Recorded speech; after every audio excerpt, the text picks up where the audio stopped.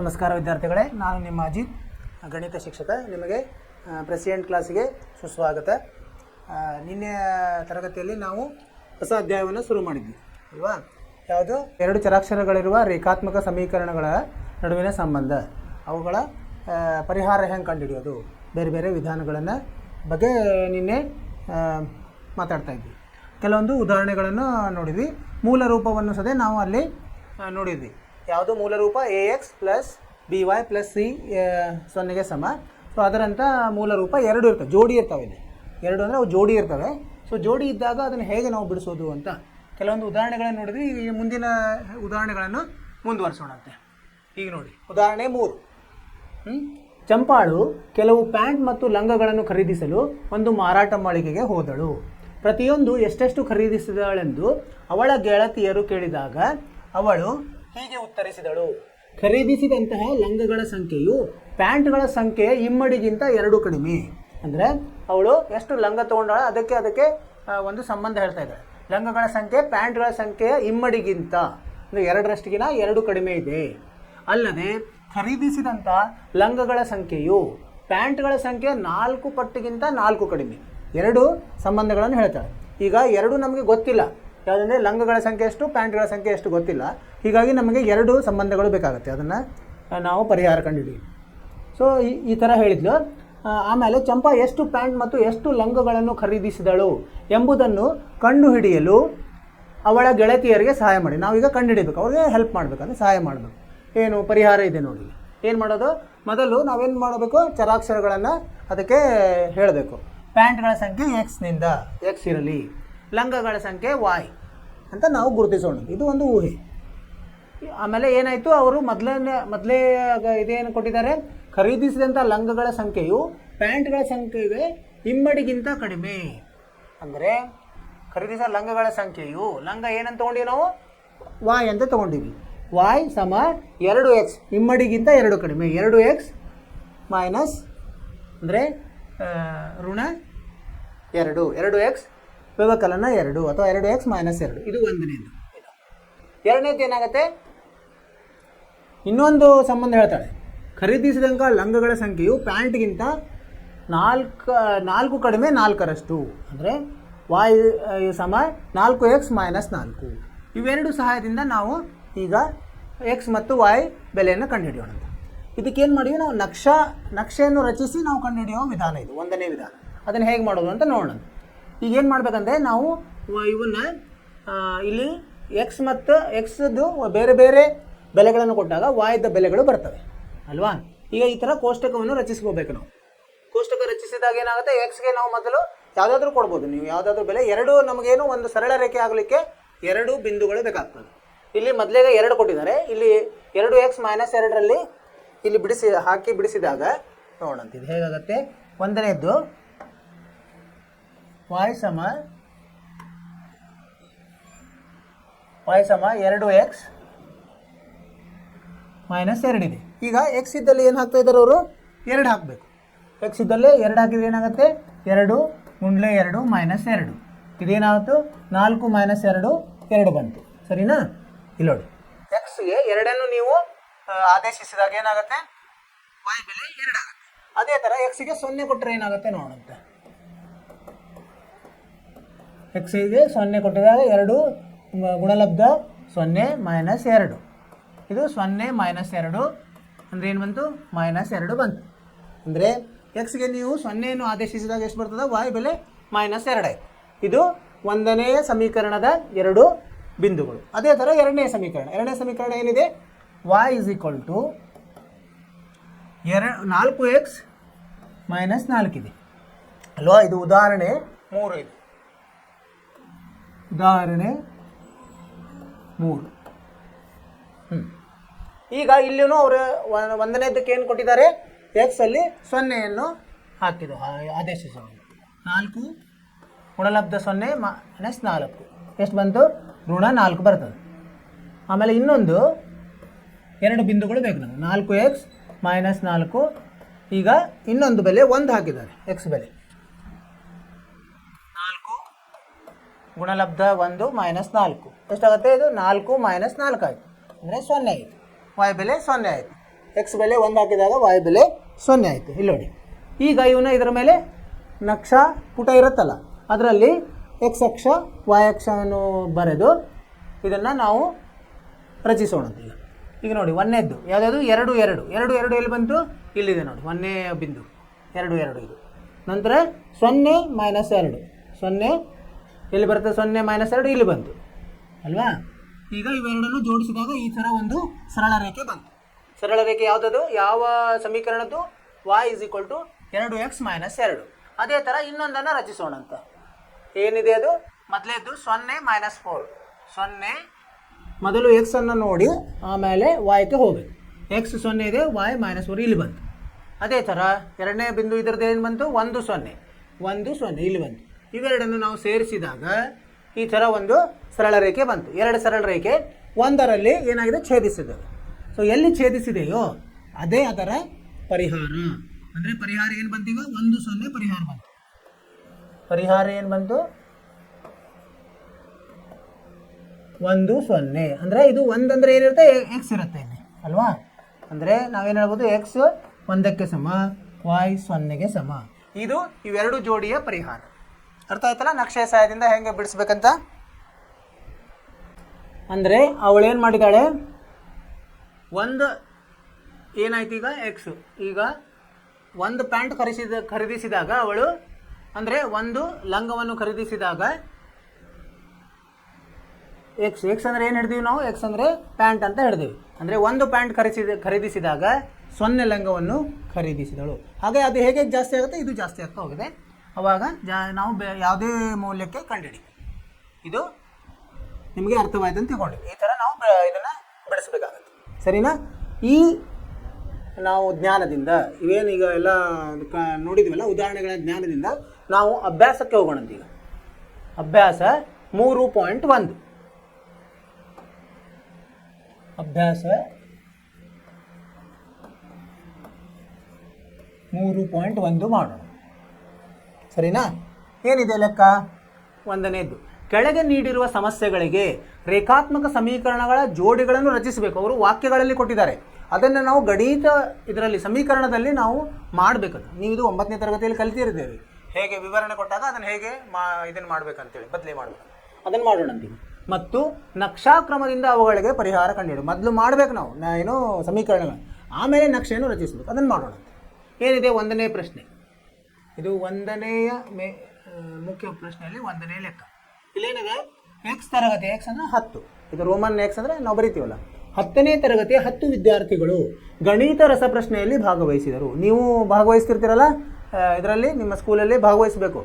ನಾನು ಹೇಳಿದ್ನಲ್ಲ ನಿನ್ನೆ, ಬೇರೆ ಚಟುವಟಿಕೆಗಳನ್ನು ಅಲ್ಲಿ ನಾವು ತೊಡಗಿಸ್ಕೋಬೇಕು ನಮ್ಮ ಜ್ಞಾನಾಭಿವೃದ್ಧಿಗೆ. ರಸಪ್ರಶ್ನೆ ಒಂದು ಅದರಲ್ಲಿ. ಈಗೇನಾಯ್ತು? ಈಗ 10ನೇ ತರಗತಿ 10 ವಿದ್ಯಾರ್ಥಿಗಳು ಗಣಿತ ರಸಪ್ರಶ್ನೆಯಲ್ಲಿ ಭಾಗವಹಿಸಿದರು. ಸೊ ಇಬ್ಬರು ಇರ್ತಾರೆ, ಹುಡುಗರು ಇದ್ದಾರೆ, ಹುಡುಗಿಯರು ಇದ್ದಾರೆ. ಹುಡುಗರ ಸಂಖ್ಯೆಗಿಂತ ಹುಡುಗಿಯರ ಸಂಖ್ಯೆ 4 ಹೆಚ್ಚಾಗಿದ್ದರೆ, ಹುಡುಗಿಯರ ಸಂಖ್ಯೆ 4 ಹೆಚ್ಚಾಗಿದೆ. ರಸಪ್ರಶ್ನೆಯಲ್ಲಿ ಭಾಗವಹಿಸಿದ ಹುಡುಗರ ಮತ್ತು ಹುಡುಗಿಯರ ಸಂಖ್ಯೆಗಳನ್ನು ಕಂಡುಹಿಡಿಯಿರಿ. ಅಂದರೆ ನಮಗೆ ಏನು ಕಂಡುಹಿಡಬೇಕು? ನಾವು ಹುಡುಗರ ಮತ್ತು ಹುಡುಗಿಯರ ಸಂಖ್ಯೆ. ಅದಕ್ಕೆ ಏನು ಮಾಡೋಣ ಅಂತ? ಮೊದಲೇ ನಾವು ಹುಡುಗರ ಸಂಖ್ಯೆ ಎಕ್ಸ್ ಅಂತ ತಿಳ್ಕೊಂಡಂತೆ. ಏನು? ಇದು ಊಹೆ. ಹುಡುಗರ ಸಂಖ್ಯೆ ಎಕ್ಸ್ ಇರಲಿ, ಆಮೇಲೆ ಹುಡುಗಿಯರ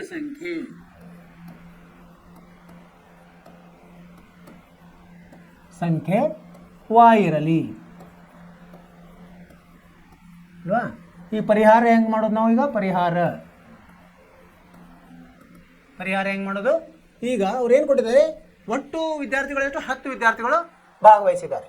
ಅಂದರೆ ಎಕ್ಸ್ ಹುಡುಗರು ಪ್ಲಸ್ ಹುಡುಗಿಯರು, ಎಕ್ಸ್ ಪ್ಲಸ್ ವೈ 10ಕ್ಕೆ ಸಮ ಅಲ್ವಾ? ಇದು 1ನೇ ಸಮೀಕರಣ ಸಿಕ್ತು. 2ನೇದು ಏನು ಹೇಳಿದ್ದಾರೆ ಅವರು? ಹುಡುಗಿಯರ ಸಂಖ್ಯೆಯು ಹುಡುಗರ ಸಂಖ್ಯೆಗಿಂತ ಹುಡುಗಿಯರ ಸಂಖ್ಯೆಯು 4ರಷ್ಟು ಹೆಚ್ಚಾಗಿದೆ. ಹುಡುಗಿಯರ ಸಂಖ್ಯೆ ಹೆಚ್ಚಿಗಿದೆ ಅಲ್ವಾ? ಅಂದರೆ y - x ಎಷ್ಟಿದೆ? 4 ಜಾಸ್ತಿ ಇದ್ದಾರೆ. ಅಂದರೆ ಹುಡುಗಿಯರು 4 ಜಾಸ್ತಿ ಇದ್ದಾರೆ. ಅಂದರೆ ಅವರ ನಡುವಿನ ಏನಾಯಿತು? ನೀವು ವ್ಯವಕಲನ ಮಾಡಿದರೆ ಅವ್ರ ನಡುವಿನ ಅಂತರ 4 ಇದೆ. ಇದಕ್ಕೆ ನಾವು ಏನು ಅನ್ಬೋದು? 2 ಅನ್ಬೋದಲ್ವಾ? ಸರಿನಾ? ಈಗೇನು ಮಾಡೋದು? ನಾವು ಇಷ್ಟು ಸಮೀಕರಣ ಬಂದ ಮೇಲೆ ಕೋಷ್ಟಕವನ್ನು ಹಾಕಬೇಕಾಗ್ತದೆ. ಕೋಷ್ಟಕ ಹಾಕೋಣಂತೆ. ಎರಡು ಕೋಷ್ಟಕ, ಇದಕ್ಕೊಂದು ಕೋಷ್ಟಕ. ಈ ಥರ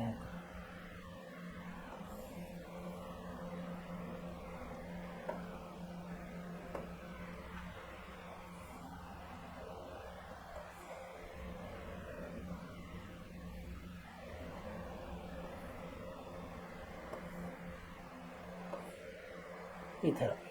ಆಮೇಲೆ ಇಲ್ಲಿ ಎಕ್ಸು ವಾಯ್, ಇಲ್ಲೂ ಎಕ್ಸು ಇಲ್ಲಿ ವಾಯ್, ಈ ಥರ ಬರ್ಕೊಂಡು ಈ ಸಮೀಕರಣ ಇದರ ಮೇಲೆ ಬರೆಯೋಣಂತೆ ಯಾವುದಕ್ಕೆ ಸಂಬಂಧ ಇದೆ ಅಂತ.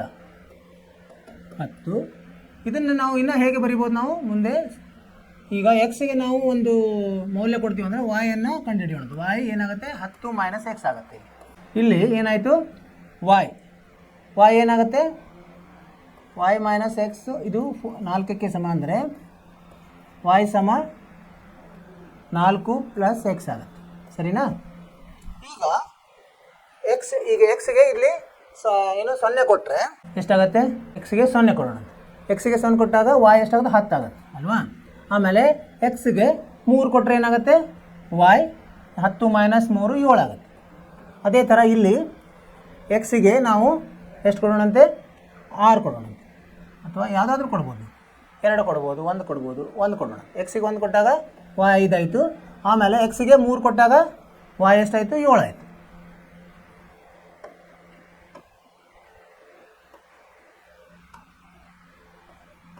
ಸರಿನಾ? ಈಗ ಏನು ಮಾಡಬೇಕು? ನಾವು ನಕ್ಷೆಯನ್ನು ರಚಿಸಬೇಕು. ನಕ್ಷೆಯನ್ನು ರಚಿಸೋಣ ಅಂತೀವಿ.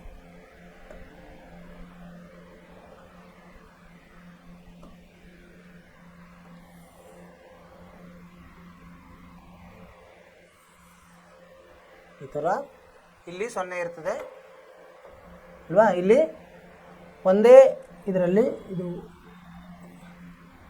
ಭಾಗಗಳನ್ನು ಮಾಡೋಣ. 1 2 3 4 5 6 7.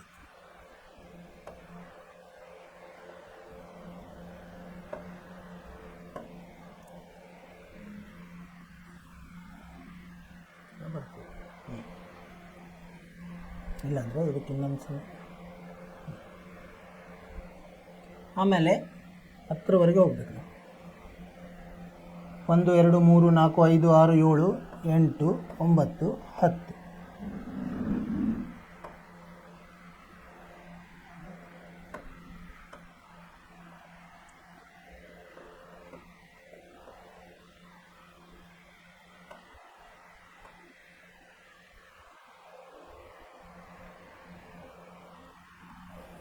ಎಷ್ಟು ದೊಡ್ಡದು ಬೇಕೋ ಅಷ್ಟು ದೊಡ್ಡ ರಚಿಸ್ಬೋದು. ಈಗ ಇಲ್ಲಿನೂ ಹಾಗೆಯೇ ಇಲ್ಲಿ ಏನು ಬಂತು? 1 2 3 4. ಇಲ್ಲಿ ಹಾಗೆ 1 2 3 4 1 2 3 4. ಈಗ ಇಲ್ಲಿ ಏನು ಬಂತು? ಇಲ್ಲಿ 0 ಆದ. ಇಲ್ಲಿ 1 2 3 4 5 6 7 8 9 10. ಇಲ್ಲಿ 1 2 3 4. ಸರಿನಾ? ಇಲ್ಲಿ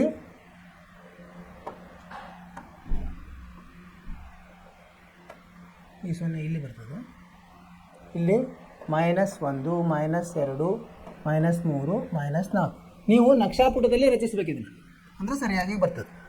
ಆಮೇಲೆ ಇಲ್ಲಿ ಕೆಳಗಡೆನೂ -1 -2 -3 -4. ಇದು ಯಾವುದು? ಎಕ್ಸ್ ಅಕ್ಷ, ಇದು ವಾಯ್ ಅಕ್ಷ. ಸರಿ. ಈಗ ನಾವು ಈ ಸಮೀಕರಣದ್ದು ಇಲ್ಲಿ ರಚಿಸೋಣ. 0 ಇದ್ದಾಗ ಎಷ್ಟಿದೆ? ವಾಯ್ 10 ಇದೆ. ಎಕ್ಸ್ ಅಲ್ಲ, ವಾಯ್ 10 ಅಂದರೆ ಇನ್ನು ಮೇಲೆ ಹೋಗಬೇಕು. ಇನ್ನೊಂದು ತೊಗೊಂಡಂತೆ 4ರಲ್ಲಿ ಬರಬೇಕಂದ್ರೆ ಏನು ಬರಬೇಕು ನಮಗೆ? Y 4 X 6 ತೊಗೊಂಡಂತೆ. ಎಕ್ಸ್ 6 ಇದ್ದಾಗ ವಾಯ್ ಎಷ್ಟು ಬರುತ್ತೆ? 4 ಬರ್ತದೆ. ಸೊ ಈಗ 6 ಮತ್ತು 4 ಇಲ್ಲಿ ಬಂತು, ಇದೊಂದು ಪಾಯಿಂಟ್. ಆಮೇಲೆ 3 7 3 ವಾಯ್ 7 ಬರುತ್ತೆ. ಅಂದರೆ ಇನ್ನು ಇಲ್ಲಿ 4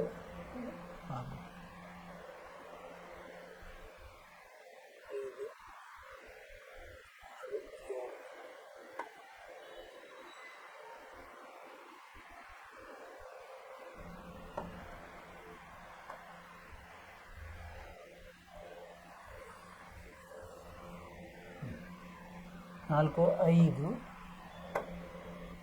5 ಇದು 6, ಇದು 7. ಅಂದರೆ ಇಲ್ಲಿ ಇನ್ನೊಂದು ಬರ್ತದೆ, ಇದು 7 ಅಂದರೆ 3 7 3 7 ಇಲ್ಲೆಲ್ಲ ಬರುತ್ತೆ. ಇವೆರಡನ್ನು ಜೋಡಿಸ್ಬೇಕು ನಾವು.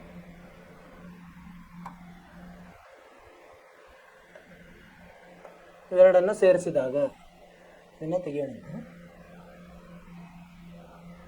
ಇಲ್ಲಿಂದ ಇದು ಈ ಥರ ಬರ್ತದೆ. ಆಮೇಲೆ ಇದನ್ನು ರಚಿಸಿದಾಗ 1 5 1 5 ಎಲ್ಲಿ ಬರ್ತದೆ, 1 5 ಇಲ್ಲಿ ಬರುತ್ತೆ. ಆಮೇಲೆ 3 7 3 7 ಇಲ್ಲೇ ಬರುತ್ತೆ, ಇಲ್ಲಿ ಬಂತು 3 7. ಇವೆರಡನ್ನು ಜೋಡಿಸೋದು.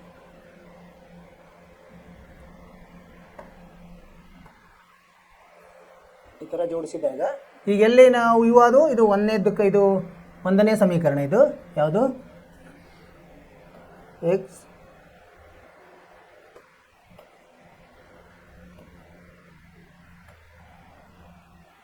ಎಕ್ಸ್ ಪ್ಲಸ್ ವೈ 10ಕ್ಕೆ ಸಮ. ಇದು ಯಾವುದು, ವೈ ಮೈನಸ್ ಎಕ್ಸ್ 4ಕ್ಕೆ ಸಮ. ಇದು ಸೊ ಈಗ ಎಲ್ಲಿ ಎರಡೂ ಸೇರಿದ್ವಲ್ಲ ಅದೇ ಪರಿಹಾರ. ಈಗ ನಾವು ಪರಿಹಾರ ಏನು ಬರಿಬೋದು, ಪರಿಹಾರ ಅಂದರೆ ಎಲ್ಲಿ ಸೇರಿದ್ವು, 3 7 ಅಂದರೆ ಎಕ್ಸ್ ಅಂದರೆ ಏನು ಹಿಡಿದೀವಿ ನಾವು, ಹುಡುಗರ ಸಂಖ್ಯೆ. ಅಂದರೆ ಹುಡುಗರು ಎಕ್ಸ್, ಹುಡುಗರ ಸಂಖ್ಯೆ ಎಕ್ಸ್, ಹುಡುಗಿಯರ ಸಂಖ್ಯೆ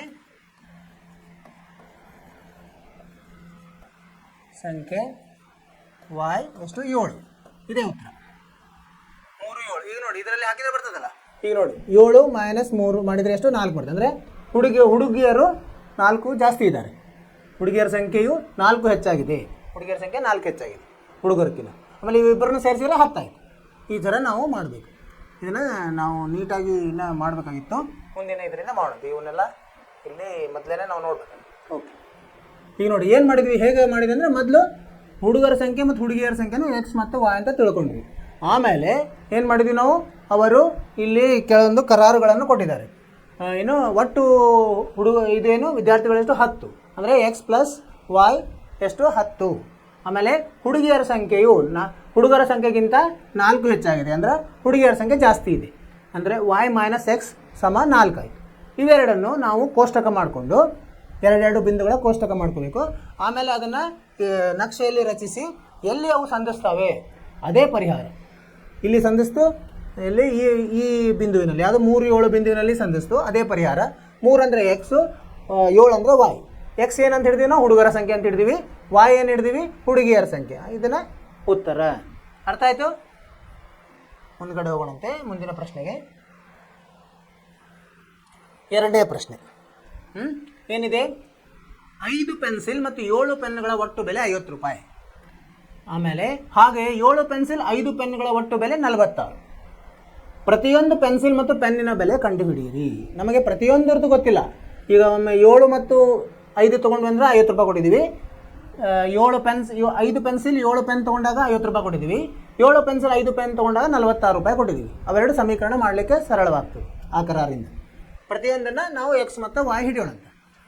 ಏನಂತ ಹೇಳೋಣ, ಇದು ಎರಡನೇ ಲೆಕ್ಕ. ಪ್ರತಿ ಪೆನ್ಸಿಲಿನ ಬೆಲೆ, ಪ್ರತಿ ಪೆನ್ಸಿಲ್ನ ಬೆಲೆ ಎಷ್ಟಿದೆ, ಎಕ್ಸ್ ಇರಲಿ. ಹಾಗೆ ಪ್ರತಿ ಪೆನ್ನಿನ ಬೆಲೆ ಈ ಥರ ಬರ್ಕೋಬೇಕು ನಾವು. ಪೆನ್ನಿನ ಬೆಲೆ ವಾಯ್ ಇರಲಿ. ಎರಡು ಅವರು ಏನು ಕೊಟ್ಟಿದ್ದಾರೆ, ಕರಾರುಗಳನ್ನು ಕೊಟ್ಟಿದ್ದಾರೆ. 5 ಪೆನ್ಸಿಲ್ 7 ಪೆನ್ಗಳ ಒಟ್ಟು ಬೆಲೆ 50. ಒಂದನೇ ಸಮೀಕರಣ ಸಿಗ್ತದೆ.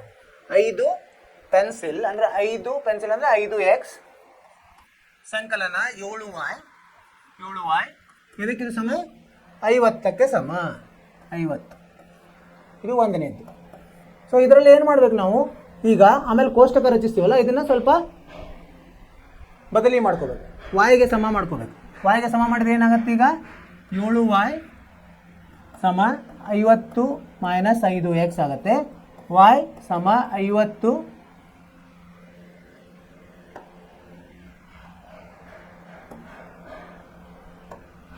y ಸಮ 50 ಮೈನಸ್ 5x ಭಾಗಲಬ್ಧ 7 ಆಗುತ್ತೆ. ಅದೇ ಥರ ಎರಡನೇ ಕರಾರು ಏನದು?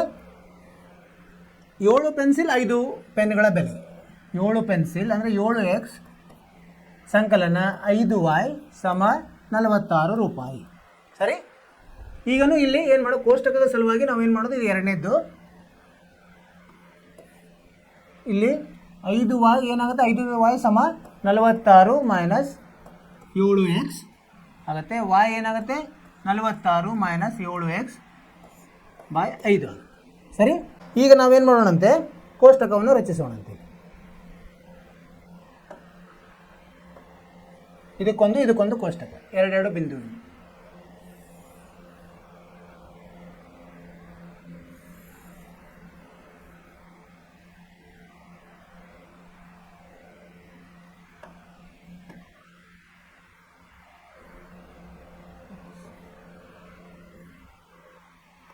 ಸರಳ ರೇಖೆ ಆಗಲಿಕ್ಕೆ ಮಿನಿಮಮ್ ಅಂದರೆ ಕಡಿಮೆ ಅಂದರೆ 2 ಬಿಂದುಗಳು ಬೇಕಾಗ್ತದೆ.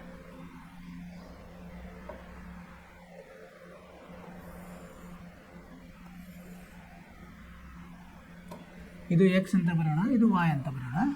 ಇಲ್ಲೂ ಎಕ್ಸು ಇಲ್ಲೂ y. ಸರಿನಾ? ಈಗ ಎಕ್ಸಿಗೆ ಇಲ್ಲಿ ಎಷ್ಟು ಹಾಕೋಣಂತೆ, 3 ಹಾಕೋಣಂತೆ. 3 ಹಾಕಿದ್ರೆ ಏನಾಯಿತು, 5 3 15, 50ರಲ್ಲಿ 15 ಹೋದರೆ ಎಷ್ಟು ಉಳಿಯುತ್ತೆ, 35. 35 ಬೈ 7 ಮಾಡಿದರೆ ಎಷ್ಟಾಗುತ್ತೆ, 5 ಬರ್ತದೆ. ಸರಿನಾ? y ಬೆಲೆ 5 ಬಂತು. ಅದೇ ಥರ ನಾವು ಈಗ ಯಾವ್ದು ಹಾಕೋಣ, 10 ಹಾಕೋಣ. 10 ಹಾಕಿದಾಗ ಏನಾಯಿತು, ಎಕ್ಸ್ ಬೆಲೆ 10 ಹಾಕಿದಾಗ 5 10 50, 50 ಹೋಗಿ 0 ಆಗುತ್ತೆ. 2 ಸಿಕ್ಕು ನಮಗೆ. ಇದೇ ಥರ ಇಲ್ಲಿ ನೋಡೋಣ. ಇಲ್ಲಿ ಯಾವ್ದು ಹಾಕೋಣ, ಇಲ್ಲಿಯೂ 3 ಹಾಕೋಣಂತೆ. ಎಕ್ಸ್ ಬೆಲೆ 3 ಹಾಕಿದಾಗ ಏನಾಗುತ್ತೆ, 7 3 21, 46ರಲ್ಲಿ 21 ಹೋದರೆ ಎಷ್ಟು ಉಳಿತು, 5 ಬರ್ತದೆ. 46ರಲ್ಲಿ 21 ಹೋದರೆ 25, 5 5 25, 5 ಬರ್ತದೆ. ಅದೇ ಥರ ಈಗ ಏನು ಮಾಡೋಣ, 8 ಹಾಕಿದ್ರೆ ಏನಾಗುತ್ತೆ ನೋಡೋಣ. ಎಕ್ಸಲ್ಲಿ 8 ಹಾಕಿದ್ರೆ ಏನಾಯಿತು, 8 7 56, 46 ಮೈನಸ್ 56 ಎಷ್ಟಾಯ್ತು, ಮೈನಸ್ 10 ಆಯಿತು. ಮೈನಸ್ 10 ಬೈ 5 ಮೈನಸ್ 2 ಬಂತು. ಈಗ 2 ಪಾಯಿಂಟ್ ಬಂತು. ಈಗ ನಾವು ಎಕ್ಸ್ ಮತ್ತು ವೈ ಅಕ್ಷಗಳನ್ನು ಮಾಡಿ ನಕ್ಷೆಯನ್ನು ರಚಿಸೋಣ.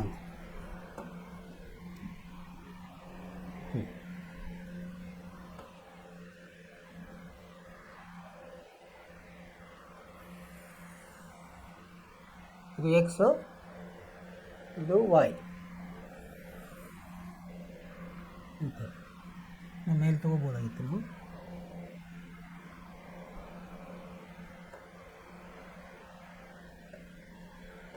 ಈ ಥರ ಇದು ಯಾವುದು, 0. ಸರಿನಾ? ಇದು 0. ಇಲ್ಲಿಂದ ಸಮ ಅಂತರದಲ್ಲಿ 1ರಿಂದ ನಾವು ಬರಿತಾ ಹೋಗೋದು. 1 2 3 4 5 6 7 8 9 10. ಈ ಕಡೆನೂ 10 ಮಾಡೋಣ. 1 2 3 4 5 6 7 8 9 10. ಇಲ್ಲಿ ಮೇಲೇನು 10, ಕೆಳಗೂ 10. 1 2 3 4 5 6 7 8 9 10. ಕೆಳಗಡೆನೂ 1 2 3 4 9 10. ಇದು ಸಮ ಅಲ್ಲಿ ಇರಬೇಕು ಅಂತರದಲ್ಲಿ. ಇದು ಯಾವುದಿದು, 1 ಇದು 2 ಇದು 3 ಇದು 4 ಇದು 5 6 7 8 9 10. ಇವು ಅಂಕಿಗಳು. ಈ ಕಡೆ ಎಕ್ಸ್ ಬಲಭಾಗದಲ್ಲಿ, ಎಕ್ಸ್ ಎಡಭಾಗದಲ್ಲಿ ಮಾಡಿದಾಗ -1 1 2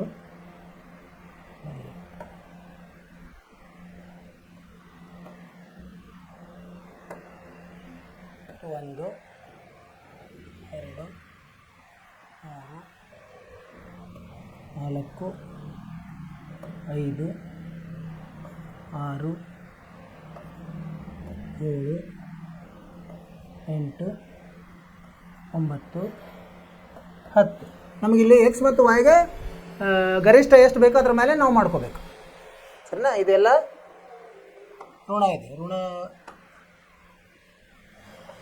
ಇವೆಲ್ಲ ಋಣ ಚಿಹ್ನೆಗಳು. ಇದೆಲ್ಲ ಋಣ ಇದೆ, ಇವು ಋಣ. ಇಲ್ಲಿ ಮೇಲೇನು 1 2 ಇದನ್ನು ಮಾಡಬೇಕು.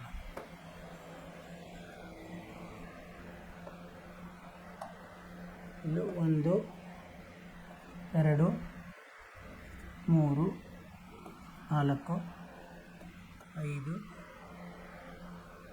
6 7 8 9 10 ಇದೇ ಥರ ಕೆಳಗಡೆ 1 2 3 4 5 6 7 8 9 10 ಇವೆಲ್ಲ ಋಣ ಚಿಹ್ನೆ ಬರ್ತದೆ, ಇವೆಲ್ಲ ಮೈನಸ್.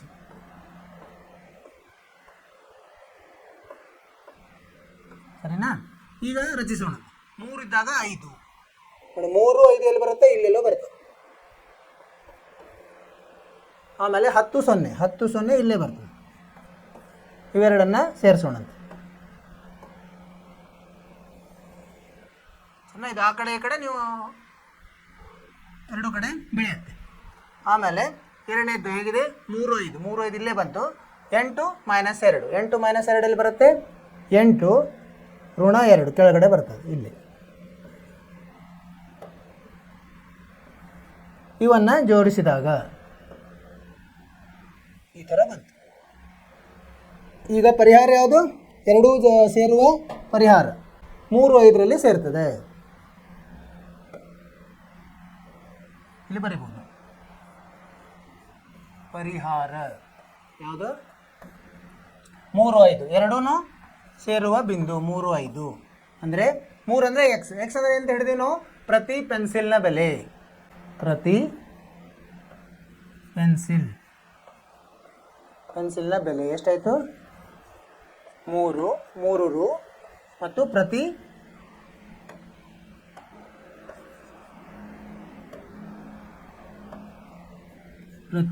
ಪೆನ್ನಿನ ಬೆಲೆ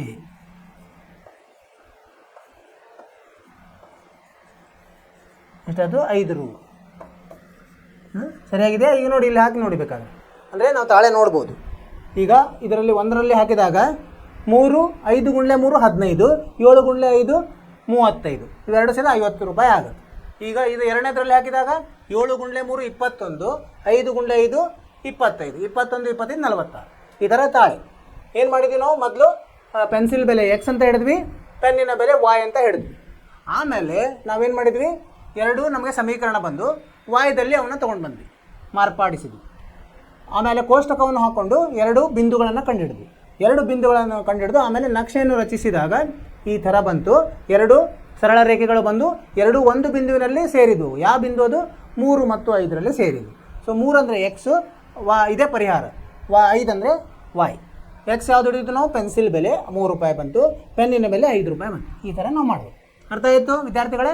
ಇದೇ ಥರ ಬೇರೆ ಬೇರೆ ಲೆಕ್ಕಗಳು ನೀವು ಪ್ರಯತ್ನ ಮಾಡಬೇಕು. ಸರಿನಾ? ಈಗ ಮುಂದಿನ ಲೆಕ್ಕಕ್ಕೆ ಹೋಗೋಣಂತ. ಏನಂತ ಹೇಳಿದ್ರೆ, ಎರಡನೆಯ ಮುಖ್ಯ ಪ್ರಶ್ನೆ.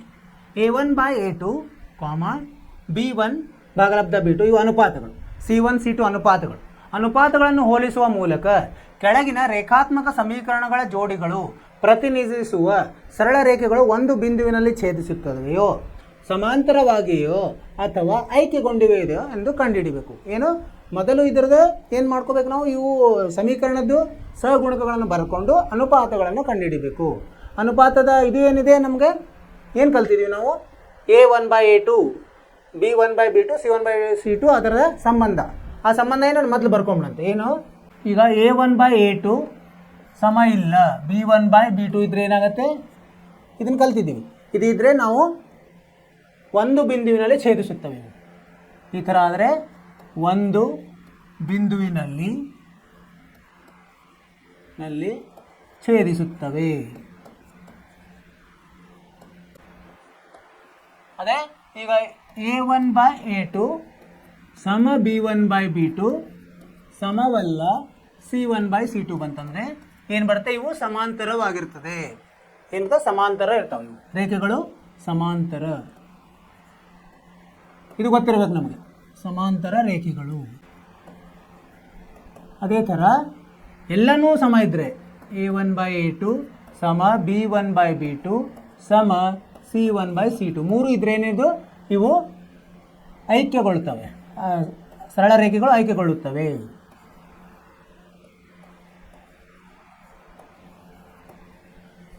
ಈ ಮೂರು ಸಂದರ್ಭಗಳನ್ನು ಉಪಯೋಗಿಸಿ ನಾವು ಈ ಲೆಕ್ಕಗಳನ್ನು ಮಾಡೋದು. ಒಂದನೇ ಲೆಕ್ಕ ನೋಡಿ, ಇದರಲ್ಲಿ ಏನಿದೆ 5x ಮೈನಸ್ 4y ಸಂಕಲನ 8 ಸಮ 0. ಇದು ಜೋಡಿಯಲ್ಲಿ ಇನ್ನೊಂದು ಏನು ಕೊಟ್ಟಿದ್ದಾರೆ, 7x ಸಂಕಲನ 6y ವ್ಯವಕಲನ 9 ಸಮ 0. ಅವರು ಯಾವುದೇ ಥರ ಕೊಡಲಿ ಸಮೀಕರಣ ಈ ರೂಪದಲ್ಲಿ ಇರಬೇಕು. ಮೂಲ ರೂಪ ಯಾವುದು? ಮೂಲ ರೂಪ ax plus by plus c. ax ಸಂಕಲನ by ಸಂಕಲನ c ಸಮ 0. ಇದಕ್ಕೆ ತೊಗೊಂಡು ಬಂದೇ ನಾವು a1 a2 ಅದರದ್ದು ಮೌಲ್ಯಗಳನ್ನು ಕಂಡುಹಿಡಬೇಕು. ಇಲ್ಲೇನಾಗುತ್ತೆ, a1 ಈಗ a1 5, ಎಕ್ಸ್ಗೆ ಯಾವುದಿದೆ ಸಹಗುಣಕ 5 ಇದೆ. ಆಮೇಲೆ b1 ಎಷ್ಟಾಗುತ್ತೆ -4, c1 ಎಷ್ಟಾಗುತ್ತೆ 8. ಅದೇ ಥರ ಎರಡನೇ ಸಮೀಕರಣದಲ್ಲಿ a2 ಸಮ 7, b2 ಸಮ 6 ಮತ್ತು c2 ಸಮ -9. ಈಗ ನಾವು ಅನುಪಾತಗಳನ್ನು ನೋಡಬೇಕು. ಏನಾಯ್ತು ಈಗ a1/a2 ಎಷ್ಟು ಬಂತು ನೋಡೋಣ. a1/a2 ಮಾಡಿದಾಗ 5 ಭಾಗಲಬ್ಧ 7 ಆಯಿತು. ಆಮೇಲೆ b1/b2 ಮಾಡೋಣ.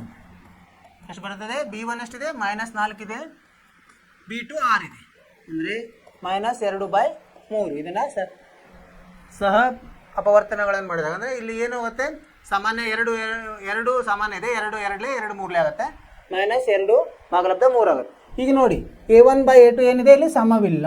a1/a2 ಎದಕ್ಕೆ ಸಮ ಇಲ್ಲ? b1/b2ಗೆ ಸಮವಿಲ್ಲ. ಅಂದರೆ ಇವು ಏನಾಯ್ತು, ಈ ಜೋಡಿಗಳು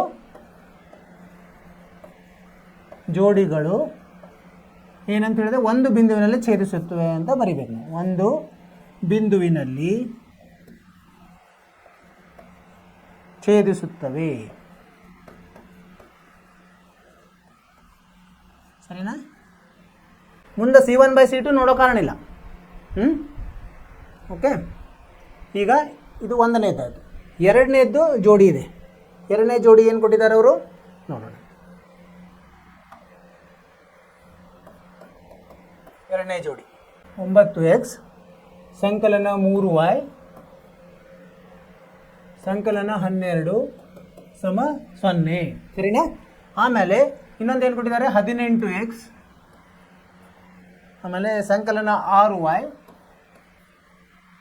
ಸಂಕಲನ 24. ಇದಕ್ಕಿದು 0ಗೆ ಸಮ. ಈಗ ಸಹಗುಣಕಗಳನ್ನು ಬರ್ಕೊಂಡಂತೆ. ಇಲ್ಲಿ a1 ಎಷ್ಟಾಗುತ್ತೆ 9, b1 3, c1 12, ಇಲ್ಲಿ a2 18, b2 ಎಷ್ಟು 6, c2 ಎಷ್ಟು 24. ಈ ಸಹಗುಣಗಳನ್ನು ಬರ್ಕೊಂಡು ಸರಿಯಾಗಿ ಬರ್ಕೊಂಡ ಮೇಲೆ ನಾವು ಅನುಪಾತಗಳನ್ನು ನೋಡೋದು. ಈಗ a1/a2 ನೋಡೋಣ. ಎಷ್ಟು ಬಂತು? a1/a2 ಎಷ್ಟಿದೆ? a1 9 ಭಾಗಲಬ್ಧ 18. ಇದನ್ನು ಸರಳೀಕರಣಗೊಳಿಸಿದರೆ 1/2, 9 1 9 2. b1/b2 ಎಷ್ಟು ಬರುತ್ತೆ ನೋಡೋಣ? 3/6, ಅಂದರೆ 3 ಭಾಗಲಬ್ಧ 6 ಅಂದರೆ 1 ಭಾಗಲಬ್ಧ 2. ಅದೇ ಥರ c1/c2 ಎಷ್ಟು ಬರುತ್ತೆ? c1 12 ಇದೆ, c2 24 ಇದೆ. ಇದನ್ನು ಸರಳೀಕರಣಗೊಳಿಸಿದಾಗ 1/2. ಇಲ್ಲೇನಾಯಿತು? 3 ಸಮವಾಗಿದ್ದಾವೆ. a1/a2 ಸಮ b1/b2 ಸಮ c1/c2. 3 ಸಮ ಇದ್ರೆ ಏನು? ಇವು ಒಂದರಲ್ಲಿ ಒಂದು ಐಕ್ಯಗೊಳ್ಳುತ್ತವೆ. ಜೋಡಿಗಳು ಅಂದರೆ ಜೋಡಿ ಸಮೀಕರಣ ಏನಿದೆಯಲ್ಲ, ಜೋಡಿಗಳು ಐಕ್ಯಗೊಳ್ಳುತ್ತವೆ.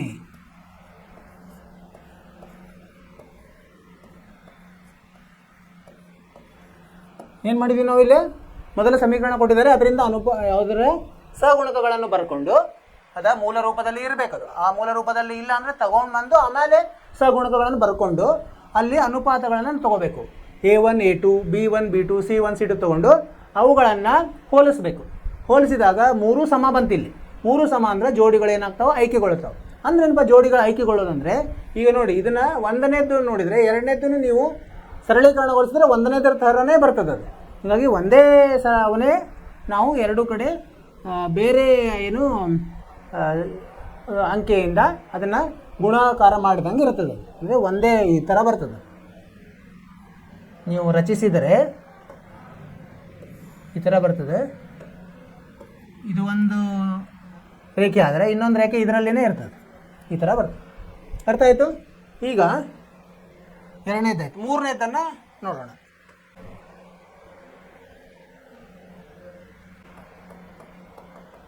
ಮೂರನೇದು ಏನು ಕೊಟ್ಟಿದ್ದಾರೆ ಅವರು? ಮೂರನೇದು 6x ಮೈನಸ್ 3y 10 ಸಂಕಲನ 10 0ಗೆ ಸಮ. ಇನ್ನೊಂದು 2x ಮೈನಸ್ y ಸಂಕಲನ 9 0ಗೆ ಸಮ. ಈಗೇನು ಮಾಡ್ಬೇಕು ನಾವು? ಮೊದಲು ಸಹಗುಣಕಗಳನ್ನು ಇಲ್ಲಿ ಬರೀಬೇಕು. ಏನು ಸಹಗುಣಕ ಇದ್ರದ್ದು? a1 ಸಮ 6, b1 ಸಮ ಮೈನಸ್ 3, c1 ಸಮ 10. ಇಲ್ಲಿ a2 ಸಮ 2, b2 ಸಮ ಮೈನಸ್ 1, c2 ಸಮ 9. ಈಗ ನಾವು ಅನುಪಾತಗಳನ್ನು ತಗೊಳ್ಬೇಕು. a1 ಬೈ a2 ಎಷ್ಟು ಬರುತ್ತೆ ನೋಡಿ. a1 ಎಷ್ಟಿದೆ? 6 ಇದೆ. a2 2 ಇದೆ. ಅಂದರೆ 6/2 ಮಾಡಿ 6 ಭಾಗಲಬ್ಧ 2 ಮಾಡಿ 3 ಬರ್ತದೆ. 3/1 ಬರಿಬೋದು.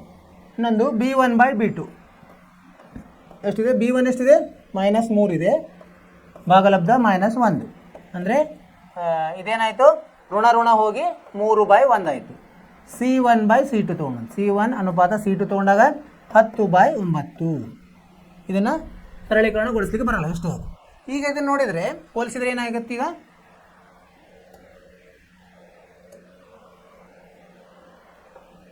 ಏನಾಗುತ್ತೆ? a1/a2 ಸಮ ಇದೆ, b1/b2 ಸಮವಿಲ್ಲ, c1/c2 ಆಯಿತು. ಅಂದರೆ ಇದು ಬಂದಾಗ ಏನಾಗುತ್ತೆ? ಇವು ಸಮಾಂತರ ರೇಖೆಗಳು, ಜೋಡಿಗಳು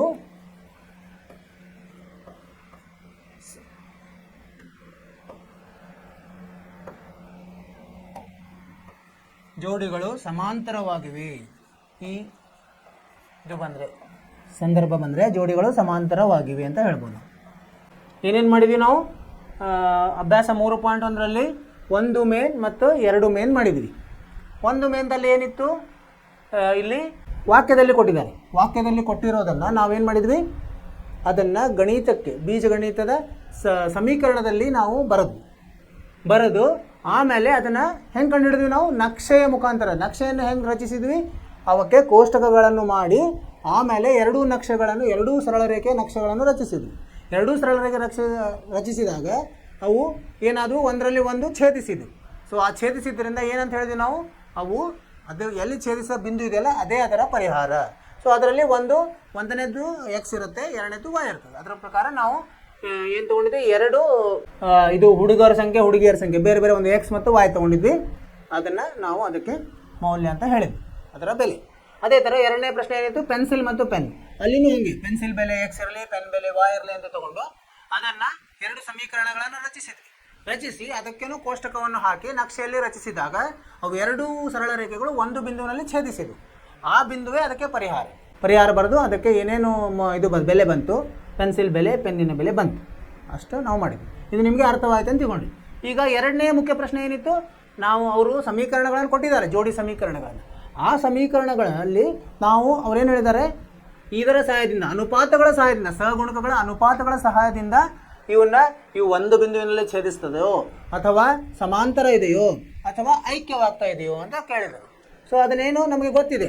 ಏನಂದರೆ ಅನುಪಾತ ತಗೊಂಡಾಗ 3 ಅನುಪಾತಗಳನ್ನು ನಾವು ಹೋಲಿಸಿದಾಗ a1/a2 ಅದು ಈ b1/b2ಗೆ ಸಮ ಇರಲಿಲ್ಲ ಅಂದರೆ ನಾವೇನು ಹೇಳ್ತೀವಿ? ಒಂದು ಬಿಂದುವಿನಲ್ಲಿ ಛೇದಿಸ್ತದೆ ಅಂತ ಹೇಳ್ತೀವಿ. ಅದೇ a1/a2 ಸಮ b1/b2 ಇದ್ದು ಅದು c1/c2ಗೆ ಸಮ ಇರಲಿಲ್ಲ ಅಂದರೆ ಏನಂತ ಹೇಳ್ತೀವಿ ನಾವು? ಅದು ಸಮಾಂತರ ರೇಖೆ ಅಂತ ಹೇಳ್ತೀವಿ, 2 ಸಮಾಂತರ ಜೋಡಿ. ಅದೇ ಥರ 3 ಸಮ ಇದ್ದು a1/a2 ಸಮ b1/b2 ಸಮ c1/c2 ಇದ್ರೆ ಏನಂತ ಹೇಳ್ತೀವಿ? ಅವು ಒಂದರಲ್ಲಿ ಒಂದು ಐಕ್ಯ ಆಗ್ತಾವೆ ಅಂತ ಹೇಳ್ತೀವಿ. ಆ ನಮಗೆ ಜ್ಞಾನದಿಂದ ಇಲ್ಲಿ ನಾವು ಬಿಡಿಸಿದ್ವಿ. ಏನು? 1ನೇ ಪ್ರಶ್ನೆದೇನು? ನಾವು ಸಹಗುಣಕಗಳನ್ನು ಬರ್ಕೊಳ್ಳೋದು ಮೊದಲು.